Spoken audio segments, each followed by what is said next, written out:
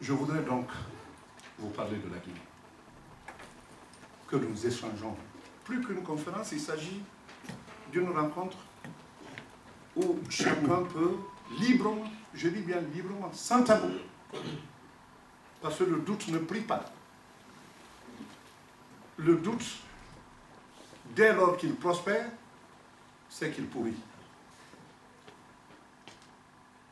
Chacun de nous peut dire son avis. Il s'agit de notre pays.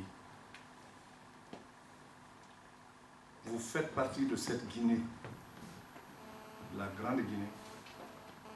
Combien de compatriotes nous avons à l'extérieur? Ils sont assez nombreux. Si vous ne faites pas ceux qui sont à l'intérieur, en tout cas, le nombre aujourd'hui s'en approche. Vous avez un rôle à jouer.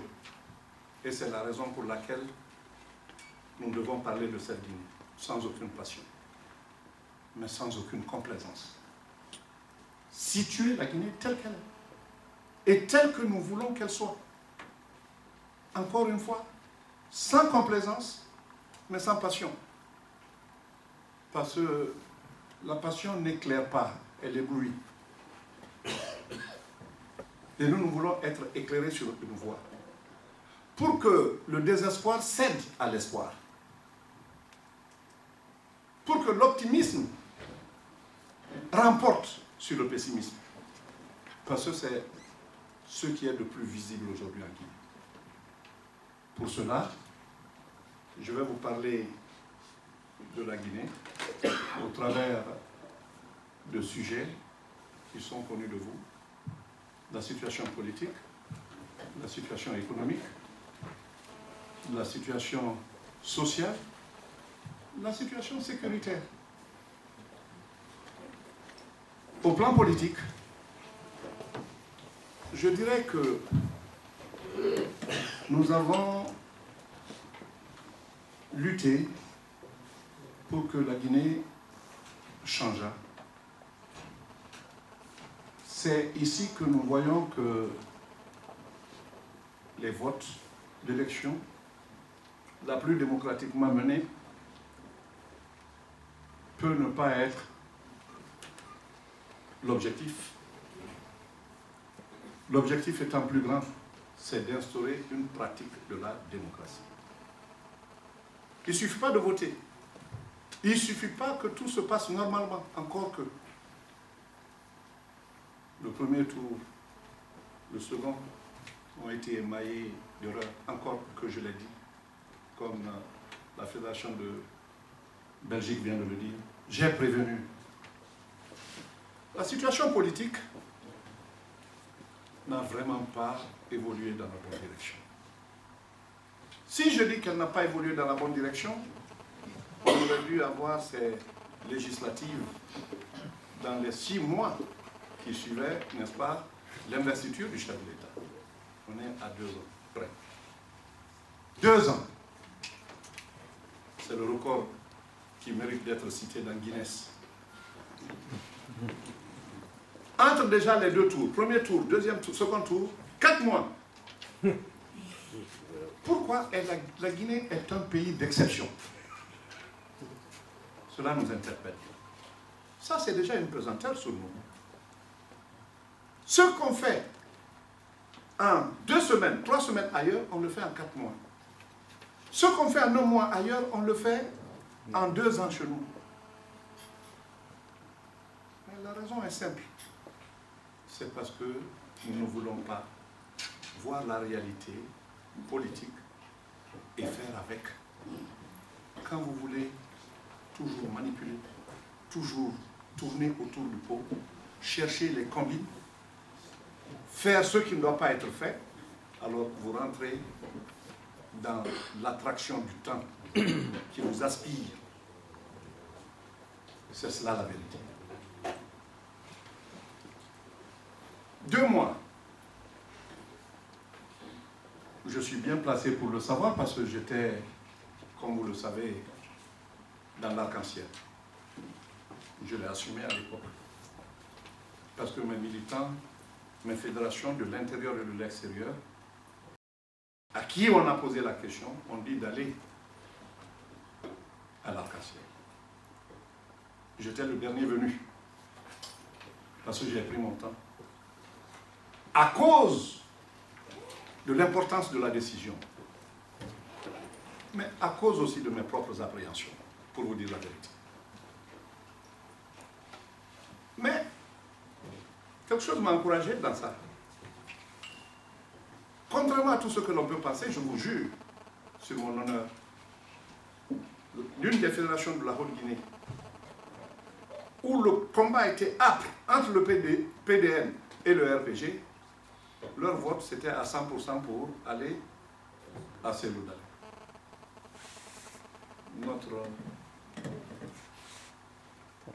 Mon conseiller à la communication est là, il sait. Tous ces bulletins ont été dépouillés en sa présence. Beaucoup n'ont pas compris. Je lui comprenez, la bataille là-bas a été rude. Ça laisse des traces. C'est dire que c'est de la façon la plus démocratique. Je ne rentrerai pas dans tous les détails. Je suis venu. Mais c'était sur la base d'un accord. L'accord, quand on parle de l'accord en Guinée, on passe toujours au portefeuille ministériel, aux places à donner. Il y a une chose plus importante que tout ça. Quelle politique allons-nous appliquer? Parce que c'est cette politique qui permet d'éclairer, d'orienter, de donner le fil conducteur au peuple que vous dirigez, de prévoir ce qu'il faut faire. Vous vous rappelez que je t'ai désigné, et je remercie les camarades de l'Arc-en-Ciel à l'époque, pour délivrer le premier message du candidat El Hadj, professeur.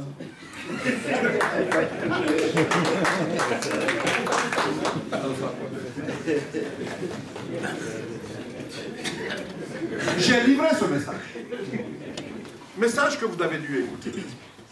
C'était un message qui résumait le contenu de nos différents programmes, et ce contenu était aux antipodes de nationalisation, de communisme, de trotskisme, bref, de tout ce qui pouvait libérer l'homme, tout en donnant à l'État un rôle de régulateur. J'ai prononcé, et je croyais que cela m'engageait, mais engageait plus le candidat. Mais malheureusement, très malheureusement, nous nous sommes trouvés aux antipodes de cette politique. Dès les premiers signaux. Magasin témoin, est-ce libéral? Interdire à une sous-préfecture de vendre à une autre sous-préfecture les produits agricoles, est-ce libéral? Mettre des barrages entre les régions, parce que simplement on a donné de l'engrais. Et quel engrais? Pour demander des produits à la place. Système de troc pur années 60. Est-ce ça le point d'accord?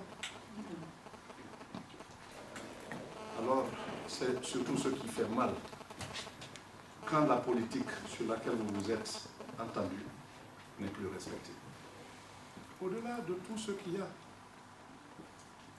pourquoi on veut toujours être de l'équipe? C'est pour s'assurer que ce que tu veux sera appliqué.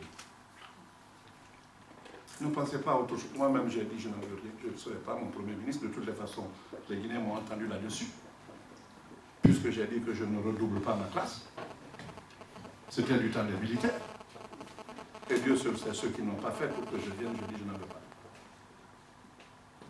Mais au moins, vos collaborateurs qui sont déjà imbibés de ce que vous voulez tous ensemble, quand ils sont à des portefeuilles, ils appliqueront au moins ce que vous voulez dans ces différents secteurs.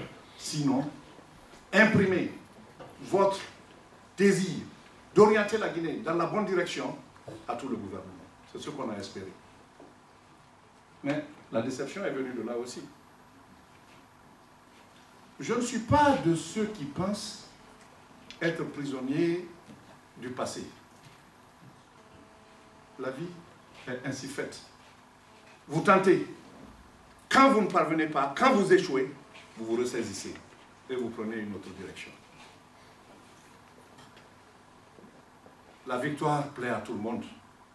Elle nous donne le sens de l'utilité. Mais la défaite doit nous plaire aussi. Elle nous donne le sens de l'humilité.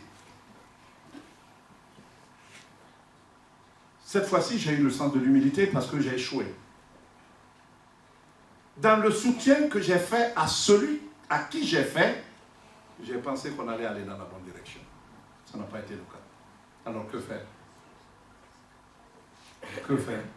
Beaucoup se posent la question, il était de l'arc-en-ciel, il est venu à l'opposition. Si c'était à refaire, j'allais le faire, exactement de la même façon. Sans état d'âme. Parce que je crois que l'alliance des partis se fait sur la base d'un programme. S'il n'est plus respecté, et si vous continuez à le supporter, vous êtes responsablement coupable. Or, ce n'est pas la politique que je souhaite. La situation politique, les blocages. Je voudrais vous rappeler que l'opposition, c'est-à-dire l'ADP et le collectif, auront tout tenté. Le dialogue inclusif s'est passé, il y a de cela maintenant, je crois, un an, dirigé par quelqu'un qui... Balde dit mon Seigneur, moi je dis leur Seigneur. Parce que c'est décevant.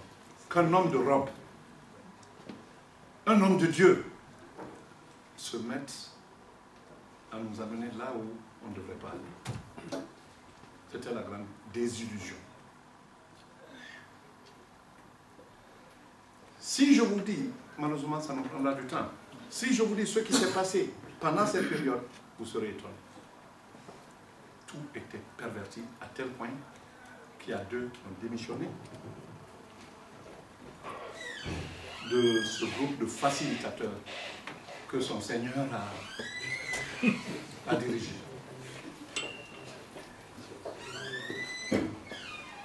Nous fûmes déçus, mais nous nous sommes présentés. À l'époque, on avait 13 revendications, 13. Parce qu'il y en a qui oublient souvent, ils disent 10, 12, c'était 13. Moi, j'ai tout noté, 13. Mais on s'est mis à votre place, à la place du peuple de Guinée. Nous nous sommes dit, si nous continuons, pour satisfaire ces revendications encore, ça va épuiser le temps. Que faut-il faire? Résumons nos revendications aux élections législatives qui sont une étape assez importante. Alors, qu'est-ce que nous avons demandé? La recomposition de la CENI, le choix d'un nouvel opérateur qui n'est pas Waymark, et le vote des Guinéens de l'étranger qui est prévu par la Constitution. Qu'est-ce que c'est demander la Lune? De toutes les façons, la CENI était déjà discréditée. Commission électorale nationale indépendante. Retenez le mot national. À la fin, ça a été présidé par qui? Un Malien.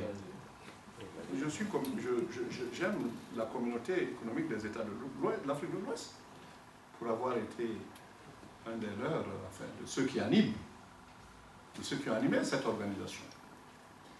Mais notre commission s'appelle nationale. Incapable de gérer, nous avons été obligés de faire appel à un étranger, bien qu'africain. Je connais très bien le général Sangaré.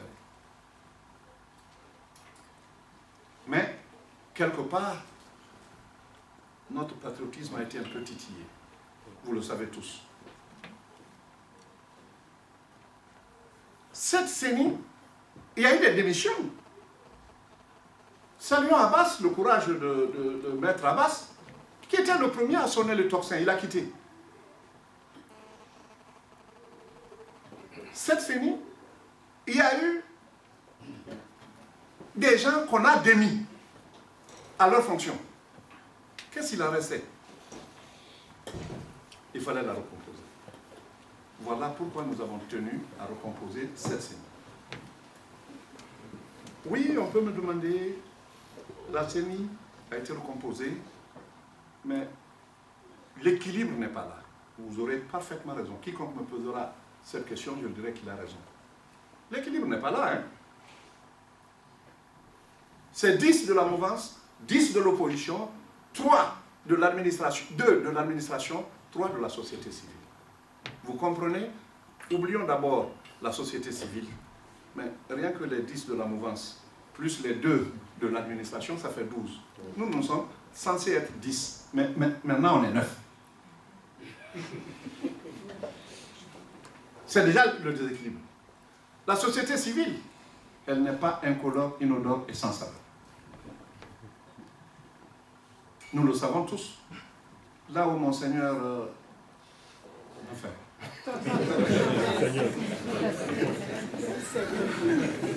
C'est pas bien qu'il m'appelle à dire. Là où lui, homme d'Europe, homme de Dieu, a été amené, n'est-ce pas, à aller dans le sens que je ne veux pas dépeindre, mais qui est incroyablement choquant. C'est dire que la société civile est capable des mêmes faiblesses. Ajoutez les 3 donc aux 2 et aux 10. Ça fait 15.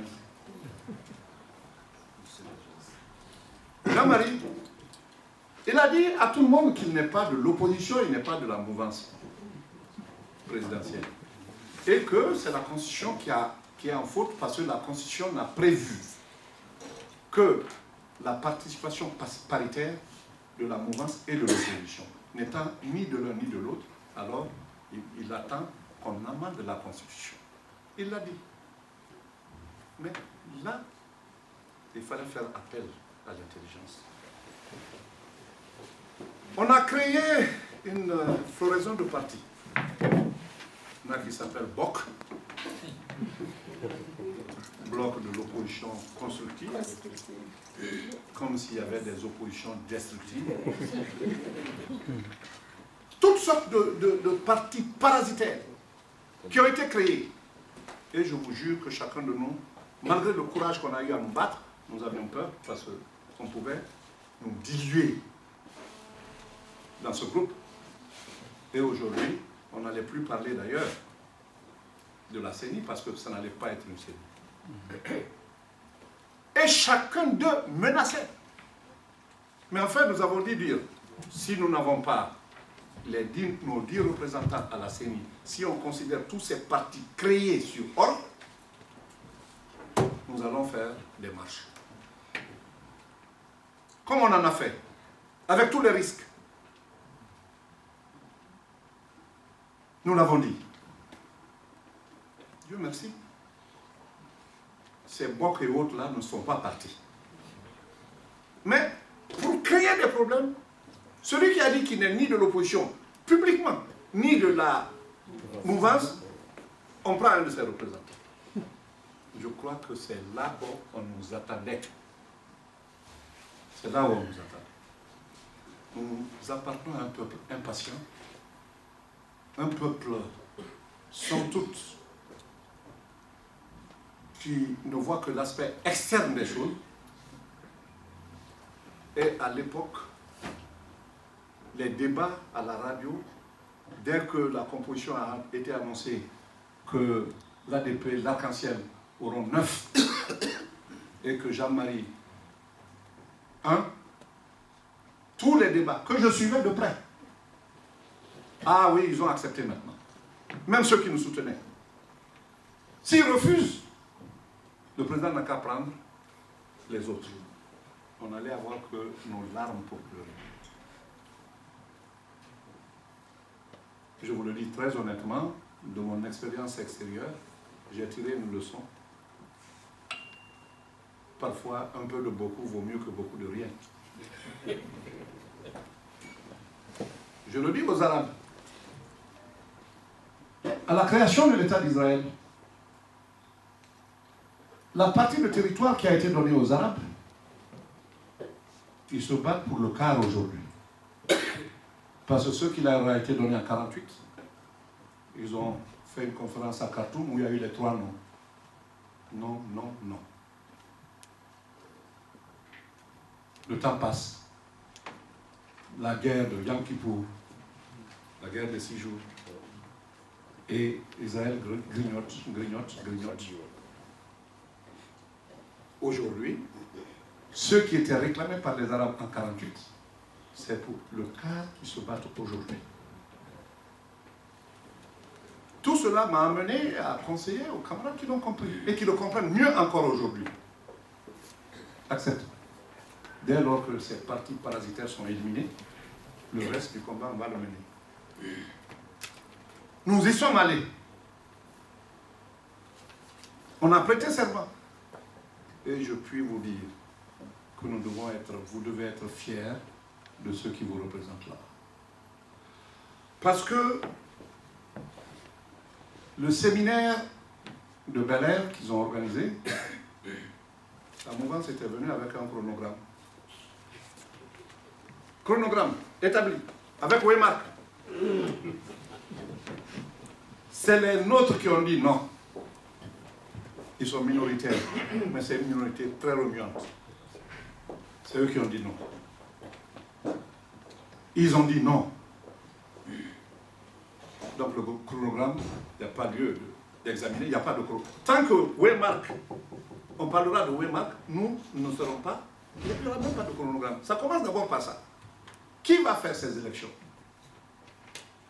Ce n'est pas par dogmatisme qu'on rejette Waymark.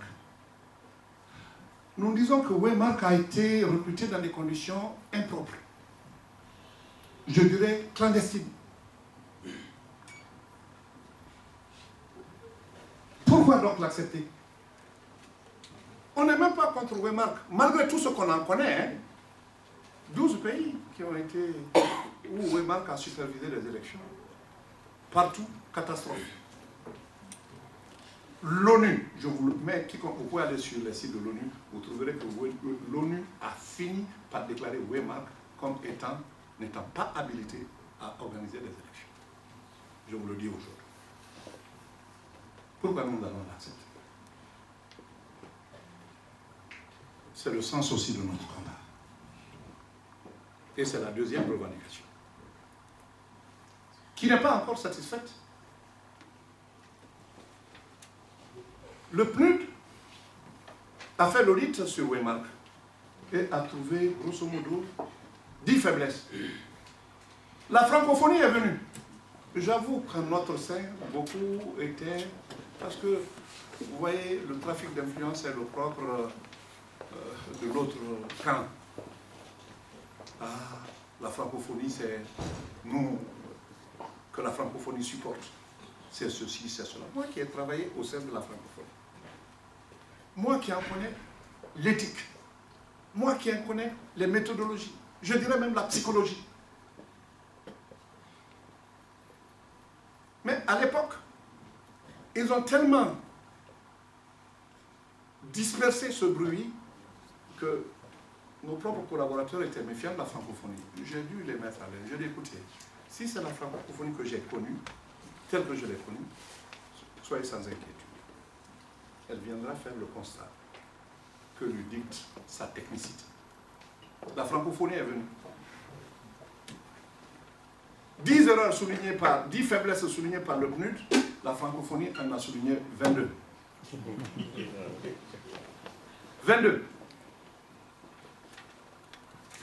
J'aurais dû amener un exemple de fichier où c'est écrit Matam, marché, et en haut, c'est mis préfecture de Beila. Le jour du vote, le monsieur, pas 70% qui ne savent ni lire ni écrire. Le monsieur viendra, il se présentera, on dira, ah non, c'est pas ici, c'est Beila. Les doublons, sans compter les histoires d'équipement, la francophonie, il n'y a pas une seule faiblesse que la francophonie n'a pas relevée. 22. C'est seulement le jour où nos propres camarades qui n'étaient pas encore étaient dans le doute ont commencé à comprendre que c'est quand même une organisation qui mène sérieusement ses affaires. Nous avons ce jour-là demandé en réunion publique, c'était tout le monde, au palais, pas au palais du peuple, à Novotel, encore que certains étaient venus, des partis qu'on venait de créer là, on ne les connaissait même pas, sont rentrés. On a eu à gérer tout ça. Et nous avons demandé à la francophonie, c'est ça? Oui, c'est ça.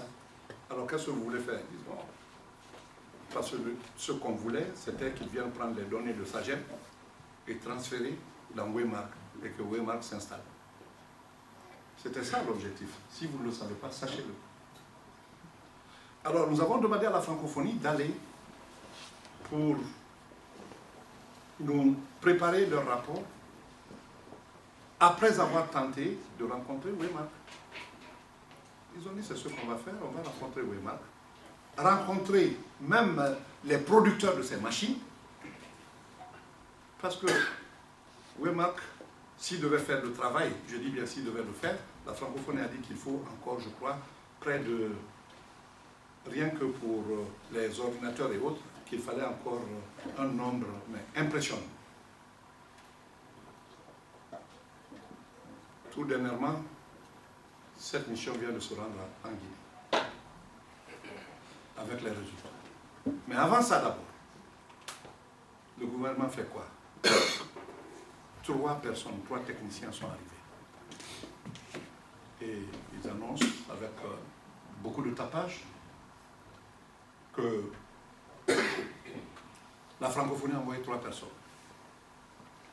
Nous nous en inquiétons, puisque ce n'était pas prévu en ce moment et dans ce ordre. Ces 3 personnes sont venues pour faire le transfert. On appelle Paris. Et le président Diouf a été obligé, lui-même sous son nom, de dénoncer la supercherie et dire que la francophonie n'a envoyé personne. Vous pouvez avoir le communiqué si vous voulez vous rendre à la francophonie ou surfer sur le site de la francophonie, vous verrez. Abdou Diouf a été obligé de mettre ce communiqué. Voilà dans quoi se trouve notre État. La délégation officielle de la francophonie est partie il y a quelques jours.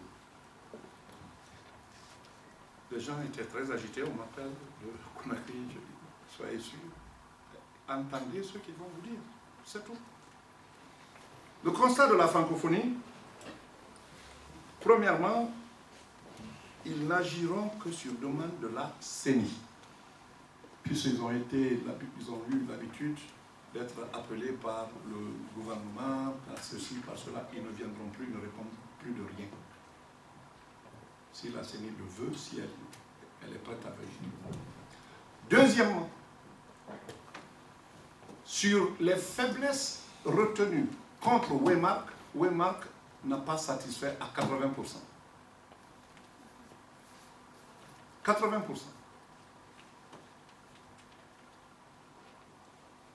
Troisièmement, les doublons n'ont pas cessé. C'est-à-dire, M. Chérif Aïdara peut voter 20 fois.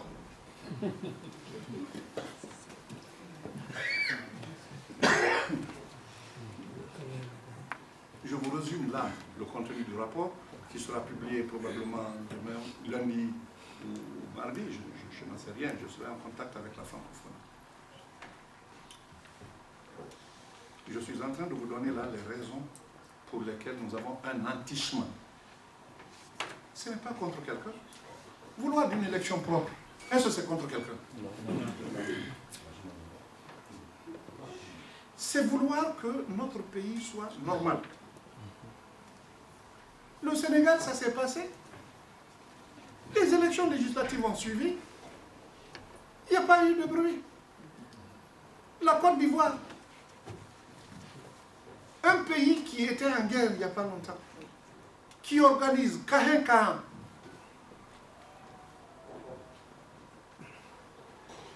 des élections. Les élections législatives se passent bien, dans le respect les uns des autres. Malgré le climat d'insécurité qui prévaut par-ci par-là. Alors, chers amis, ce combat, nous l'avons encore devant nous. Nous avons demandé, si Waymark est choisi, le président, le gouvernement, n'ont qu'à le prendre pour faire le recensement de toute la Guinée. Besoin statistique, qui n'a rien à voir avec les élections. On a besoin, on est 12 millions, mais qui le sait? L'enregistrement n'a pas été fait depuis combien d'années? S'ils tiennent à leur Waymark, il n'a qu'à s'occuper de ça. Mais pour ce qui concerne l'Assemblée, il nous faut un nouvel opérateur. Un appel d'offres à peine de 45 jours suffit. Une consultation restreinte. Ceux qui savent faire ces élections sont connus dans le monde. Ils ne font pas Flores. Qu'on les mette sur une shortlist et qu'ils viennent, qu'on les compare et puis, en toute transparence, qu'on les prenne. Lorsque je fus Premier ministre et que SAGEM a été choisi par voie d'appel d'offres international, avec la participation de toute la communauté internationale, quand SAGEM a voulu tester ses premiers kits, on est venu me dire tous les partis politiques ne sont pas là. J'ai dit alors, dites à SAGEM que le test n'aura pas lieu aujourd'hui. Ça leur coûtait cher. C'est quelques jours perdus. J'ai dit, si on doit payer, on payera. Mais je refuse que le test soit fait si tous les partis politiques ne sont pas là. On me demande de commencer, et ça c'est les Européens, on me demande de commencer certaines opérations alors que la CENI même n'était pas mise en place. Je dis, mais de quoi vous parlez? On va mettre la charrue avant les bœufs. La CENI qui est censée gérer les élections n'est pas en place, vous voulez qu'on commence? Tout ce qu'on commencera quand la CENI viendra, si elle dit qu'elle ne reconnaît rien, on reviendra et puis ça sera des dépenses inutiles. C'est ce qu'on appelle transparence, c'était mon désir de transparence qu'il a fait. Donc ce combat, on reste. Donc, ce qui nous reste dans le volet politique, c'est Waymark, c'est le vote des Guinéens de l'étranger. Je peux vous le dire tout de suite, il y a très peu de chances que cela passe. Je vous le dis honnêtement, je ne veux pas vous donner d'illusions. Parce que d'abord, les premiers recensements ont été mal faits. Vous avez le Canada où il y a plein de Guinéens. Personne n'est parti là-bas pour les recenser. Moi, j'étais en Côte d'Ivoire quand ils sont arrivés. Ils ont mis le tiers du nombre de jours qu'ils devaient faire. Vous avez des grandes cités de Guinéens où ça n'a pas été possible. On ne peut pas faire partout, mais au moins ayons de bons repères. En tout cas, voilà les deux sujets qui restent. Mais je puis vous dire que nos représentants à la CENI tiennent bon jusqu'ici. Et le gros du travail repose sur eux. Heureusement d'ailleurs. Je vous le dis, vous pouvez appeler vos différents présidents de parti et vous le confirmerez. Façon de suivre à la loupe. Minoritaire en nombre, soyez majoritaire en voix, c'est-à-dire en tonalité, en expertise.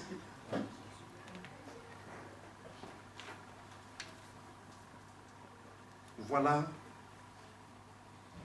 ce que je voudrais vous dire sur les élections. Au plan économique, parce qu'on n'a pas l'éternité devant nous, il faut bien arrêter à un moment donné, et vous permettre aussi de poser des questions, si vous voulez poser des questions. Au plan économique, la situation est mauvaise. Elle est mauvaise parce que si le plan politique, c'est pas bien, si le plan sécuritaire, c'est pas bien, l'économie ne peut pas se porter mieux.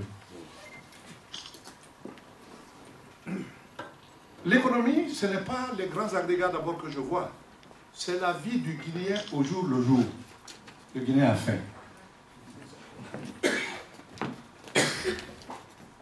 Le Guinéen a faim.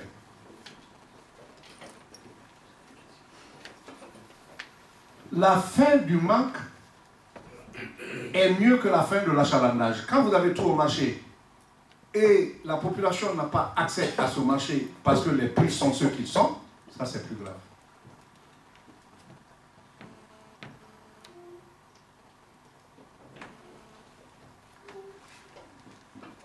La hausse des prix ne se combat pas uniquement par la diminution des prix, mais par l'augmentation des revenus du Guinéen. C'est les deux qui font le pouvoir d'achat. Où les prix sont bas. Les prix sont les plus bas peut-être en Guinée, si tu compares à la sous-région. Mais c'est là aussi où il y a les revenus les plus bas. Ajoutez à ça les fermetures d'entreprises.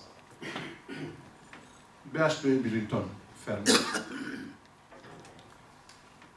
BHP Billington, fermé. Rusal, fermé. Je ne prends là d'abord que l'industrie minière.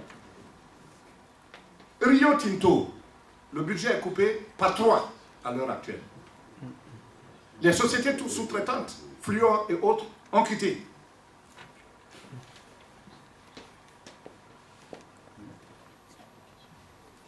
Vous avez une société qui s'appelait Guinomar, non? Oui. Qui de tout temps a transporté la part de la bauxite de la Guinée à l'extérieur. Guinomar a fermé.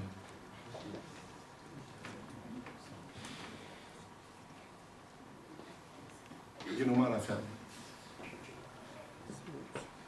Si on ne fait pas attention, d'ici décembre, le pire sera.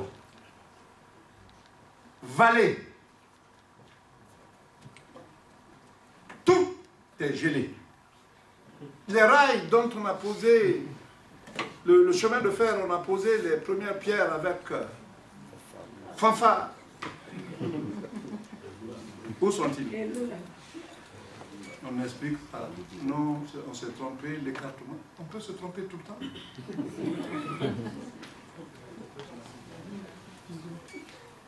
Est-ce qu'on doit se tromper tout le temps? Mais on vit, on fait le saut de cabri. On promet aux Guinéens. Ah, attendez. Quand le PPTE viendra, tout sera résolu. L'autre jour, j'étais à Conakry, j'entendais une dame sur une radio libre. Et Mariana a entreprise de femmes en art, il y a une entreprise qui vient qui s'appelle PPTE. Quand ça viendra, le problème de la Guinée, l'argent va pleuvoir sur PPTE.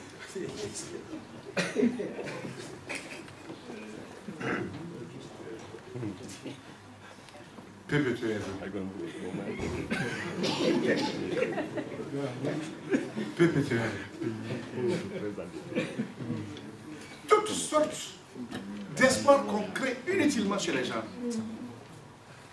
Pays pauvres, très endettés. Pays pauvres, très endettés. Il y a des pays africains qui ont une certaine, qui refusent d'aller au PPTE.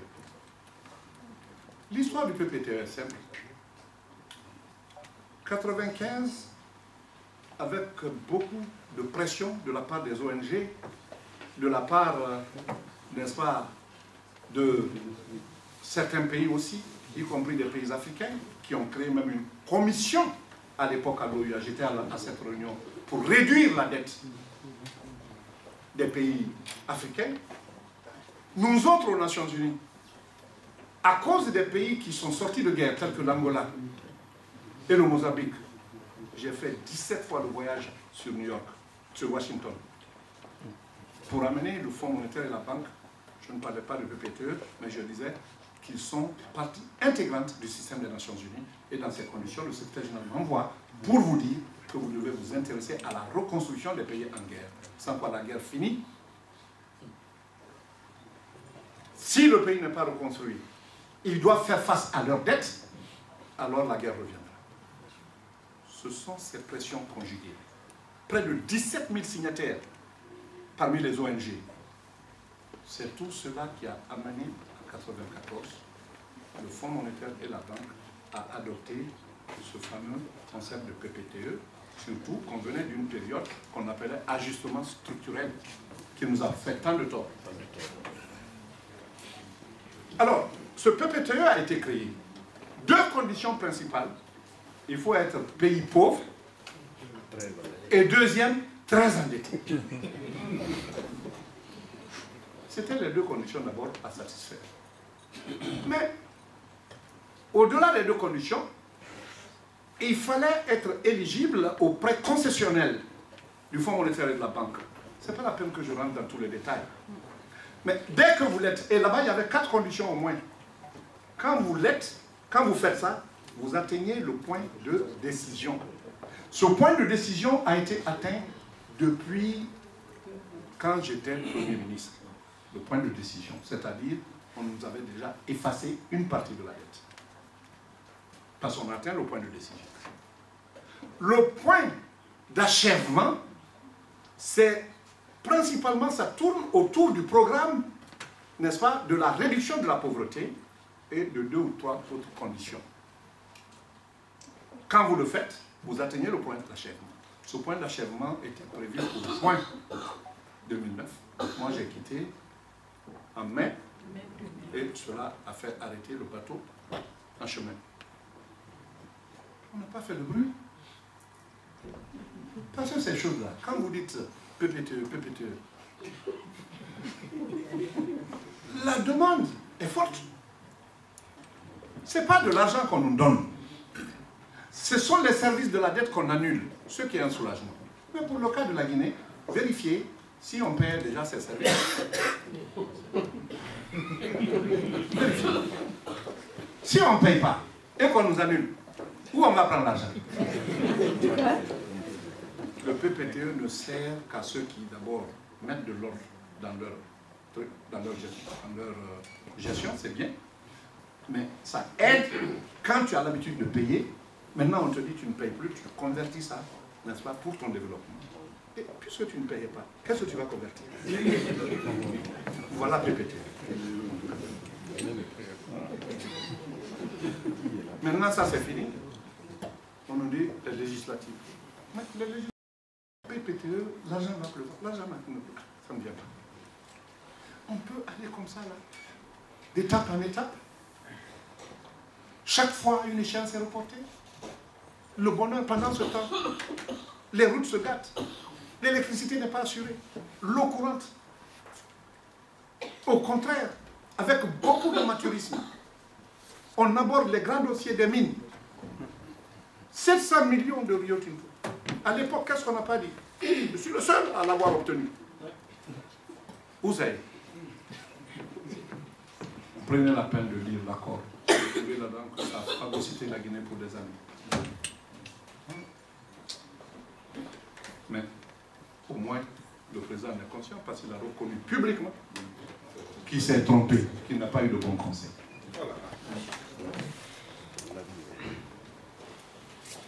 Qu'il n'a pas eu de bon conseil. Alors, l'agriculture, j'en ai parlé tout de suite. La campagne agricole, ceux qui sont allés à Conakry, qui sont venus dernièrement, ont vu. Hein. D'abord, on a envoyé des herbicides dans certains endroits et les paysans les ont utilisés. Mais l'herbe n'a jamais aussi poussé que quand on a mis ces herbicides. Parce que c'était périmé. Périmé. Il faut que je ne le dis pas pour simplement critiquer et enrayer. Je vous le dis, ce sont des sujets graves. Pour qu'on sache qu'on est en train de faire ce qu'il ne faut pas faire. On a ouvert des magasins témoins. Allez, aujourd'hui, qui était censé recevoir tout ce riz. Mais aujourd'hui, c'est les bougies et les trucs qu'on va là-bas.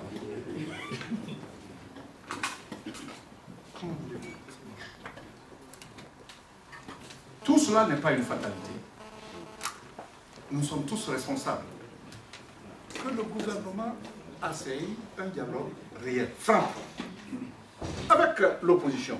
Ça ne se limite pas à ces histoires d'élection. Les sujets qui sont importants, qu'on en discute. On est républicain. Et c'est pour un peuple.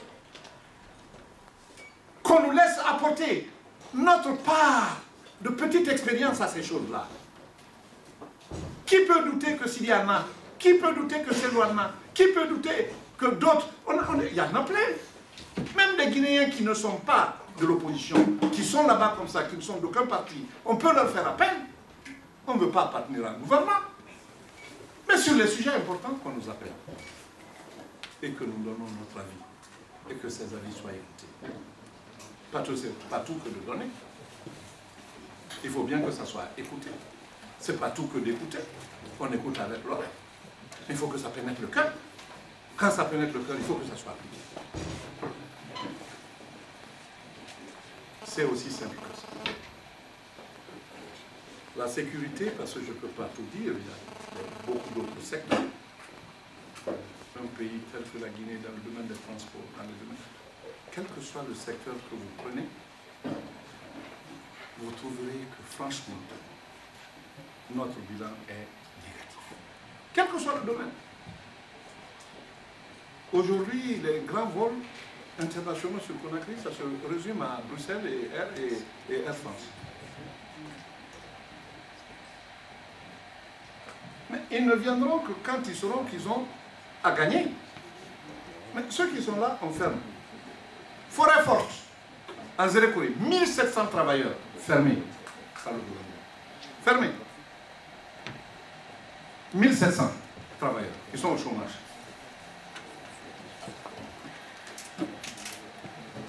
La sécurité, ça on n'en parle pas. Tous les jours, il y en a. Deux types de morts. Mort par fusillade et mort par la route. Tout est question de sécurité. Tous les jours. Vous voyagez à travers la Guinée, vous voyez des véhicules, vous vous demandez si ces véhicules peuvent atteindre la destination. Personne ne contrôle rien.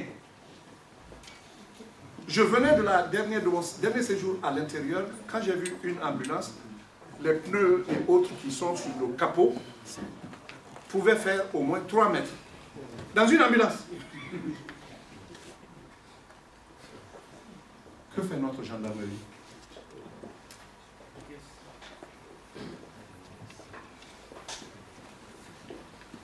Je crois qu'il y a trop de choses à dire, mais pour vous laisser le temps de poser des questions, je vais m'arrêter là. Sinon, le social, là, n'en parlons pas. Partout, c'est la division. Ma propre ville, Kouroussa, il y a eu un sautillement depuis des siècles. C'est maintenant que le RPG est arrivé qu'il y a eu 2 sautillements. Divisés par la politique. 2 sautillements. À chaque fête, c'est là. Il faut que la police vienne de Cancan pour venir encadrer. Et à des tabaras qu'on frappe, on n'en a jamais entendu 2 à Kouroussa. C'est cette fois-ci. Beila, l'autre jour, c'était la même chose. Préfet contre le chef du village. Le tissu social s'effiloche. Pour corriger tout ça, il nous faut l'esprit de responsabilité, de justice. Et le courage. Beaucoup de courage. Nous sommes tous à la disposition de notre pays, prêts à aller là où le service du pays nous demande. C'est-à-dire apporter notre contribution pour que les élections soient transparentes et faire tout pour cela. Apporter notre contribution pour que l'économie du pays marche mieux, pour que le sous-emploi chronique qu'il y a, les élèves qui ne vont pas à l'école, tout dernièrement à Conakry, ce que vous entendiez le plus à la rentrée scolaire, c'était je ne sais pas comment faire entrer mon enfant à l'école. C'est dire que la famille même est déstabilisée. Alors voilà, chers amis, chers frères, ce que je voulais vous dire avant de me mettre à votre disposition pour les éventuelles questions d'éclaircissement. Je suis capable aussi de vous poser autant de questions. Parce que j'ai dit, c'est un débat. Le débat, ce n'est pas un sens, c'est dans les 2 sens. Je vous remercie.